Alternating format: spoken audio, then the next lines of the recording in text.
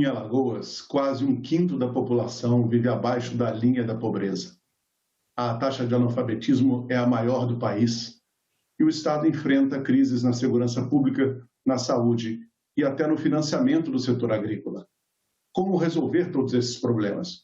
É o que vamos conversar com o senador Fernando Collor, do PROS, porque o desenvolvimento de Alagoas é assunto de Estado.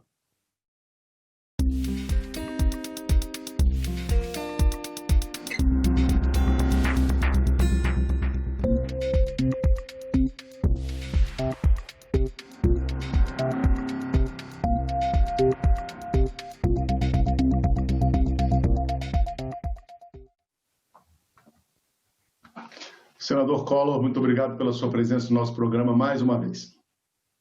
Eu é que agradeço o convite que vocês fazem, pelo programa que vocês vêm realizando com todos os estados brasileiros, com a participação dos senadores da República, e é uma alegria muito grande poder mais uma vez estar aqui participando com vocês desse momento. Nós é que agradecemos, senador, pela sua presença.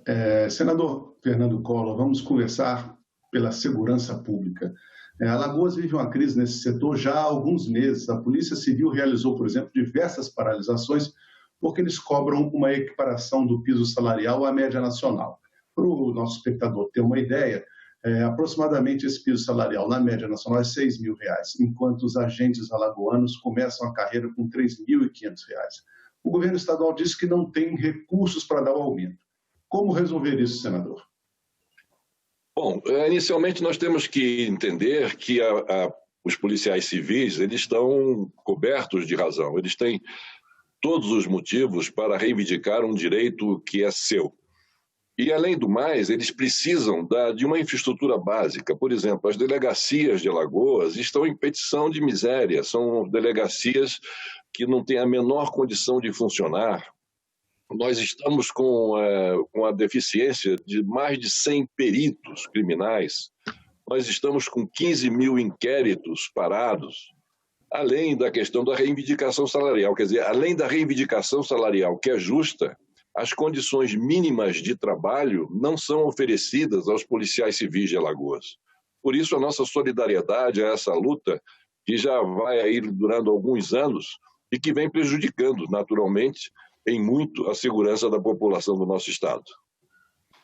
Essa quantidade enorme de inquéritos parados no estado, 15.000 inquéritos parados por falta de condições da Polícia Civil de finalizá-los, traz uma sensação de insegurança e de impunidade para a população alagoana, não é isso, senador? Exatamente. A sensação de insegurança, como você bem anotou, e depois de impunidade. A população acha que a polícia não está trabalhando e está deixando que crimes fiquem impunes, mas não é culpa da Polícia Civil, é porque não tem realmente condições de dar prosseguimento ou andamento ao processo investigatório, e com isso não se concluem as investigações e com isso não são punidos aqueles que eventualmente cometeram algum tipo de delito, e as famílias vítimas desses delitos ficam com essa sensação de que há um clima de impunidade no Estado em função do descaso da Polícia Civil, quando não é. O clima de insegurança é em função da falta de atenção que vem sendo dado a uma categoria tão importante como a da Polícia Civil para a segurança do Estado, de qualquer Estado, e no caso específico de Alagoas. Outro setor que parece em crise em Alagoas é o setor agrícola, senador Fernando Collor. Os produtores reclamam da falta de apoio por parte do governo estadual. Por exemplo, no ano passado, o custeio da safra da Secretaria de Agricultura foi o mesmo valor de 2006. É verdade. 14 anos atrás, senador, o setor agrícola não consegue se financiar nesses patamares, não é verdade? É verdade. Esse dado é um dado impressionante. Quer dizer, os recursos de custeio do ano de 2019 é o mesmo valor de 2006. Então, por aí nós tiramos e vemos que há realmente uma falta de atenção ao setor agrícola de Alagoas. Do mesmo modo, o orçamento deste ano para a agricultura alagoana, o setor agrícola alagoano, é a metade do orçamento do ano passado da Secretaria. Então, foi reduzido em 50%. Então, não há como fazer um programa de agricultura, de apoio à agricultura, com uma situação como essa, de descaso a que está relegado o setor agrícola do país. Agora nós conseguimos aqui em Brasília recursos do programa de aquisição de alimentos, porque com a pandemia, o escoamento da produção dos pequenos agricultores, que em geral esse escoamento se dá pelas feiras livres, com a falta de pessoas para comparecer às feiras pela pandemia ou pela falta mesmo de recursos para a aquisição desses alimentos básicos para a sua manutenção, esses produtos ficavam todos os pequenos agricultores sem ter a quem vender. Então nós conseguimos cerca de 10 milhões de reais para que esses recursos fossem aplicados na aquisição desses produtos que os pequenos agricultores não conseguiam escoar, e comprando esses produtos, que esses produtos fossem distribuídos gratuitamente pela população mais carente. Além disso, nós conseguimos também mais de 20 milhões de reais para o programa de aquisição de alimentos na área do leite. Nós temos uma bacia leiteira muito importante em Alagoas e com a maioria de pequenos produtores de leite, que estavam sofrendo o mesmo problema. Produziam leite, mas não tinham a quem vender. Então, nós conseguimos, dentro desse mesmo programa de aquisição de alimentos, modalidade de leite, nós conseguimos esses 20 milhões para que fossem aplicados na compra do leite por parte desses pequenos produtores e esse leite sendo redistribuído gratuitamente para a população mais carente. Então, um outro problema, é uma situação realmente de calamidade na agricultura. Esse ano, por exemplo, nós não tivemos a distribuição de sementes. E foi um ano que particularmente foi bom para o Estado em termos de clima, porque choveu bastante. Então, quando chove, a gente sabe, no Nordeste, no semiárido, né, que a chuva, vindo no momento certo, é a salvação, como se diz popularmente, da lavoura, e em Alagoas é a salvação da lavoura. Mas precisava ter semente. E o Estado não distribuiu uma semente sequer para os pequenos agricultores poderem plantar e retirar do solo o alimento para nutrir a sua família, como também produzir para o atendimento à população que necessita desses alimentos. Então, é uma situação realmente de muita preocupação, que nos deixa muito atormentados pela falta de atenção que vem sendo dada ao setor agrícola no nosso estado.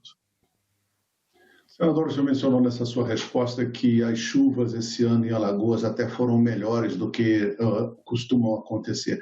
Outros senadores também de estados do Nordeste fizeram o mesmo comentário sobre isso, Rio Grande do Norte, por exemplo, mas a gente sabe que as chuvas são imprevisíveis, então por isso é preciso, para ter uma segurança hídrica para a população, obras que garantam isso. Existe uma obra que é a obra do Canal do Sertão, que ela foi iniciada ainda quando o senhor era presidente da República, no começo dos anos 90, senador. E essa obra até hoje não está concluída. Conta para a gente um pouco o que está acontecendo. É verdade. Bom, em 1990, 1991, se não me engano, eu tomei posse em 1990, em 1991 nós começamos a implantamos o Canal do Sertão, que é um canal de cerca de 300 quilômetros, que vai do Alto Sertão até o centro geográfico de Alagoas, que é a cidade de Arapiraca, que é o segundo maior município do estado e um município extremamente importante. Desses 300 quilômetros aproximadamente, nós já temos 100 quilômetros. 100 quilômetros, a obra já era para ter sido concluída há muito tempo, mas temos até agora somente 100 quilômetros. Mas ao longo desses 100 quilômetros, que ela começou no sertão, no Alto Sertão de Alagoas, era para que esses 100 quilômetros já tivessem sido devidamente apetrechados com localização de pequenos agricultores, de pequenos proprietários nas margens do Canal do Sertão, para com kits de irrigação poderem ali plantar e poderem produzir alimentos, né? Então, esse projeto de assentamento, isso ficou por conta do governo do Estado. E os governos não se deram ao trabalho de fazer projetos, até que fizeram. Tem um projeto, por exemplo, das Nações, apoiado pelas Nações Unidas, que é do fornecimento de 200 kits para 200 famílias de agricultores, 200 kits para irrigação de pequeno porte às margens do Canal do Sertão. E até hoje o programa financiado pelas Nações Unidas com uma pequena contrapartida do Estado. E até agora essa implantação não foi feita porque faltou a contrapartida do Estado. Então nós estamos com 100 quilômetros de Canal do Sertão, com a água vertendo dentro desse canal, sem que esteja sendo dado um aproveitamento racional, como se deveria, como é o espírito do projeto original, até o presente momento, 30 anos depois da obra iniciada. Então, nós estamos trabalhando aqui em Brasília para que haja uma dotação orçamentária suficiente para que nós, até 2022, esse é o nosso esforço, sei que é muito difícil conseguir, mas estamos trabalhando para isso, temos que ter esse objetivo, para que haja recursos por parte do governo federal para a conclusão do Canal do Sertão, esses 200 e poucos, quase 200 quilômetros que faltam, e, além disso, uma atuação também do governo federal, já que o governo do estado não está tendo condições para isso, de o governo federal poder ampliar esse projeto que as Nações Unidas nos concedeu para a implantação de pequenos agricultores nas margens do Canal do Sertão, com kits de irrigação para poder fazer a produção agrícola que eles precisam para se alimentar e também para alimentar a população daquela região por onde o Canal do Sertão passa. Em Delmiro Gouveia, por exemplo, 200 produtores de agricultura familiar aguardam há 3 anos a chegada desses kits de irrigação que foram prometidos, né, senador? Exatamente. Inércia do governo. A gente pode chamar de inércia ou de uma falta absoluta de preocupação, até porque esse programa a que você se refere, e que nós já havíamos citado até anteriormente, é um programa das Nações Unidas. É um programa financiado pelas Nações Unidas, que a contrapartida do Estado era algo pequeno e com um esforço adicional poderia ser complementado esse programa e essas 200 famílias já estarem devidamente assentadas com os seus kits de irrigação num programa, vejam bem, financiado por um órgão das próprias Nações Unidas. Então, nós temos essa boa vontade da comunidade internacional e de um organismo multilateral, como é a Organização das Nações Unidas, para resolver esse problema do que fazer com a água que corre pelo Canal do Sertão, com o objetivo exatamente de assentar famílias de pequenos agricultores para a produção de alimentos. Só para as pessoas também terem uma ideia ainda maior da importância do Canal do Sertão para Alagoas, a obra completa atenderia 1 milhão de pessoas, o que isso é quase quase um terço, né? Exatamente, aproximadamente um terço e um quarto da população de todo o estado, né, senador?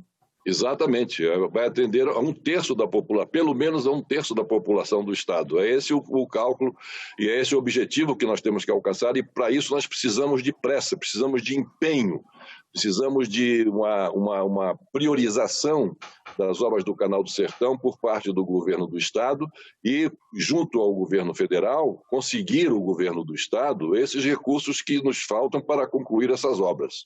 Na ausência de um maior trabalho por parte do governo do estado, nós estamos tentando suprir, fazendo o esforço inaudito para que o governo federal possa finalmente dizer, bom, já que o governo do estado não tem condições de sequer implementar a parte que lhe cabe nas margens do Canal do Sertão, nós vamos ajudar Alagoas, vamos ajudar o Nordeste brasileiro com uma obra de grande importância hídrica, como é o do Canal do Sertão. E é nesse sentido que nós estamos trabalhando para conseguir esses recursos, visando a conclusão das obras do Canal do Sertão. Na questão da saúde, senador, mudando de assunto naturalmente, Alagoas também enfrenta problemas e enfrenta uma série de denúncias. Há anos o senhor vem alertando pelo Senado Federal sobre essa delicada situação da saúde pública do Estado. Agora, com a pandemia da Covid-19, nós imaginamos que a situação tem até se agravado, né, senador? Um dos problemas mais graves em Alagoas é justamente no Hospital Geral do Estado, em Maceió, que é a unidade de referência no Estado. O que está acontecendo com esse hospital, senador? Bom, isso é algo realmente que nos deixa todos muito constrangidos, para não dizer envergonhados, que é a unidade de referência de saúde no Estado, é a unidade de emergência, ela está absolutamente sucateada. Outro dia saiu uma reportagem na televisão mostrando a situação em que se encontra o Hospital Geral, com vazamentos de todos os lados, com pessoas nos corredores, aquela situação que nós vemos somente em campos de refugiados e que nos penaliza tanto. Nós estamos vendo isso no estado de Alagoas. E, enquanto isso, o governo do estado ele começa a construir elefantes brancos, 3 ou 4 hospitais que foram iniciados a sua construção, que o estado não tem sequer condições de fazer a manutenção desses hospitais se eles forem concluídos, né? Se não forem, viram os elefantes brancos realmente com dinheiro jogado fora, com desvio de finalidade, inclusive porque os recursos que estão financiando a construção desses hospitais são recursos do FECOEP, que é o Fundo de Combate à Erradicação, o Fundo de Erradicação e Combate à Pobreza, que era exatamente um fundo que foi criado para atender aos mais necessitados, às camadas mais vulneráveis da população. Uma parcela bem menor desses recursos poderia estar sendo utilizada para recuperar o hospital de emergência, o Hospital Geral do Estado, que é o hospital de referência, como você aqui já colocou.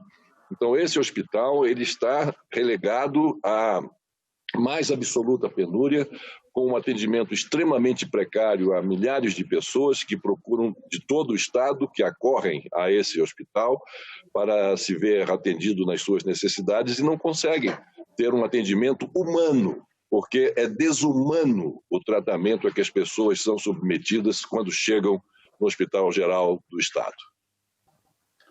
Esses números que o senhor citou sobre a pobreza, as pessoas que vivem abaixo da linha da pobreza no Estado, apenas mostram mais claramente as desigualdades sociais que existem em Alagoas, né, senador? A crise social tem sido tema também de vários discursos do senhor ao longo do seu mandato. Por exemplo, antes da pandemia, o desemprego entre jovens em Alagoas já era de quase 32%, é o 4º pior estado nesse quesito em todo o país, bem acima da média nacional e da média nordestina, como a gente pode mostrar para os espectadores no infográfico. Quem tem a maior fatia de responsabilidade nessa desigualdade, senador? O governo federal ou o governo estadual?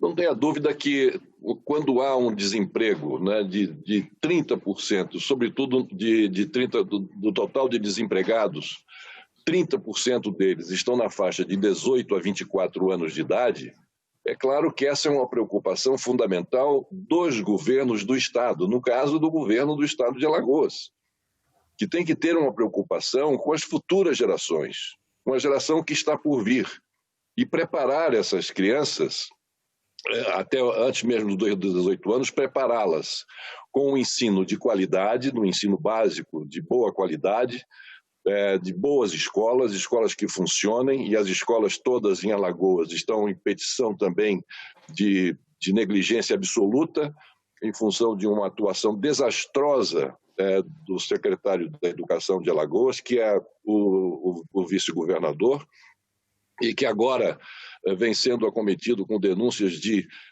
vendas superfaturadas de prótese, órtese. Veja que coisa terrível, né? Numa operação chamada Operação Casmurro, que se identifica muito bem com a figura do atual vice-governador e do secretário de Educação.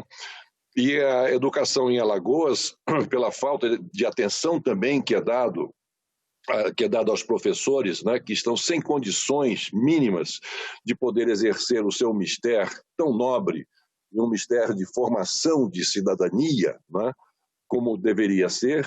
Esses professores também estão relegados a um plano de terceira ou quarta posição.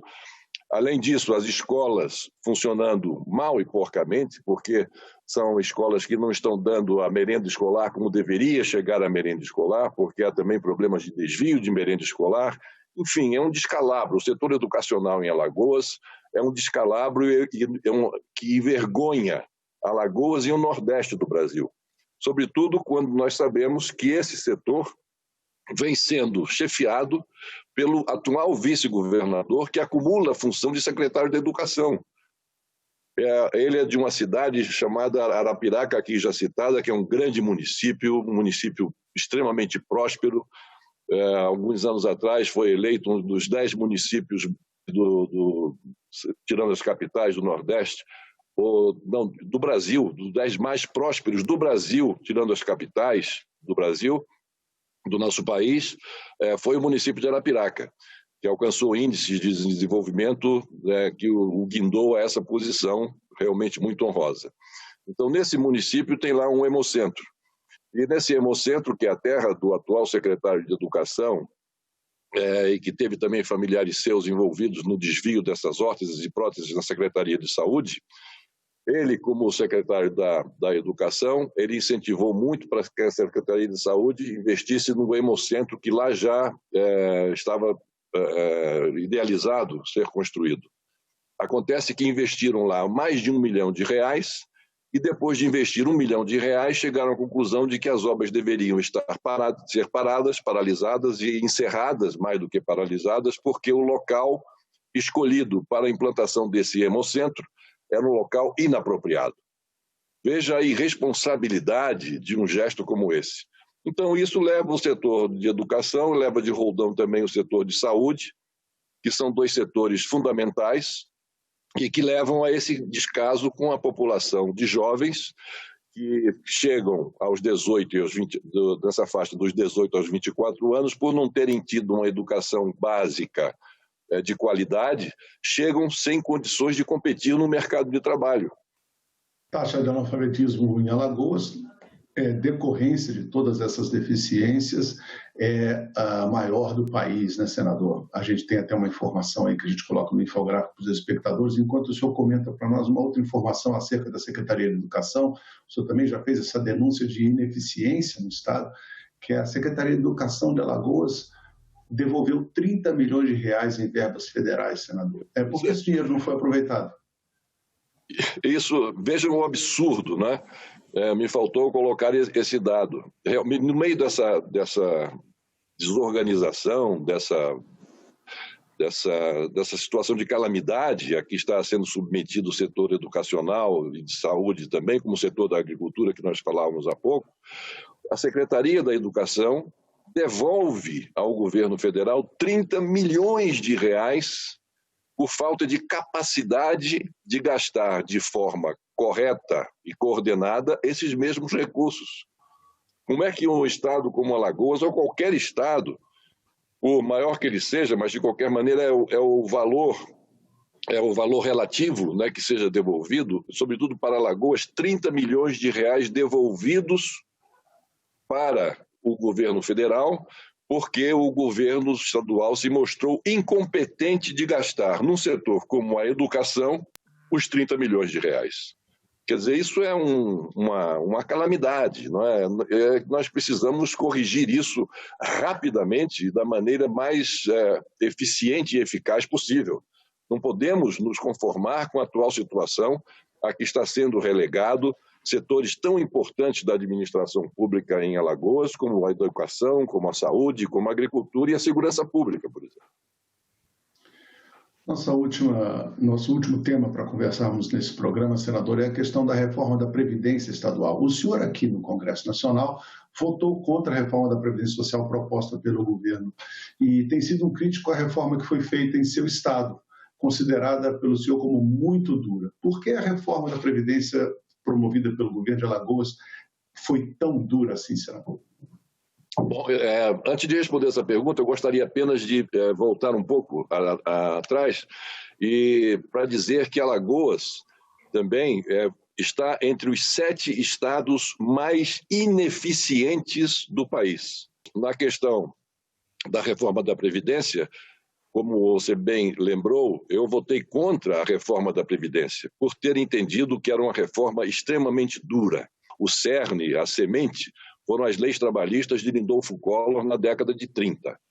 Então, eu tenho um compromisso atávico, eu tenho um compromisso com a classe trabalhadora em função, sobretudo, da memória do meu avô e da preocupação que ele passou de geração para geração, chegando à nossa geração, com a causa trabalhista. Então, essa reforma foi extremamente dura, foi uma reforma extremamente atentatória aos direitos mais elementares do trabalhador brasileiro. Fiquei surpreendido com a rapidez com que essa reforma foi votada no estado de Alagoas. E, ao invés de ser discutida e debatida, essa reforma, como aqui em Brasília, foi discutida e debatida. Nós tivemos diversas audiências públicas, as comissões temáticas funcionaram a pleno vapor, como todos conhecem e acompanharam os trabalhos da deliberação sobre a reforma trabalhista em Brasília. Então, tudo isso foi feito. O que deveria ser feito também em Alagoas. Deveriam ser realizadas audiências públicas, ouvidos os sindicatos, as associações de classe, os interessados, os empresários também, claro, fazem parte da discussão, e todos aqueles do setor produtivo, todos tinham que estar participando, para que dali saísse uma reforma trabalhista que não penalizasse tanto o trabalhador alagoano, tanto o servidor público alagoano, como essa reforma penaliza. E quando há uma reforma como essa, que mexe com o bolso do trabalhador e daqueles que mais estão necessitando, com mais razão ainda que essas discussões sejam aprofundadas. A discussão devia ser ampla, devia ser profunda. E essa discussão não houve, esse debate não houve. E, infelizmente, foi aprovada uma legislação em Alagoas que penaliza demais o trabalhador alagoano, penaliza demais todos aqueles que, ao longo de tantos e tantos anos, vêm despendendo os seus esforços para poder ter uma aposentadoria digna, para poder ter uma segurança no exercício da sua função, e hoje não tem mais. Senador Fernando Collor, muito obrigado pela sua participação no nosso programa. Eu é que agradeço mais uma vez a possibilidade que vocês nos dão, a todos nós, senadores, de podermos opinar sobre as questões relativas aos nossos estados, para conhecimento da população brasileira. E parabéns pelo trabalho que vocês da TV Senado vêm realizando nesse período de pandemia. E eu queria aproveitar o momento para estender os meus votos de condolências a todas as famílias que estão enlutadas em função de perda de seus entes queridos durante esse período da pandemia, esperando que ela passe rapidamente e que nós possamos, muito proximamente, podermos finalmente nos vermos livres desse mal que nos acomete nos dias de hoje. Muito obrigado. Eu que agradeço, senador, nossos votos também são os mesmos. E eu agradeço a você pela participação, por nos acompanhar, e lembro que essa entrevista já está disponível para você baixar ou compartilhar no nosso site senado.leg.br/tv, no nosso canal do YouTube, ou em podcast nas principais plataformas de áudio. Obrigado pela sua participação, pela sua companhia, pela sua audiência. E até o próximo Assunto de Estado.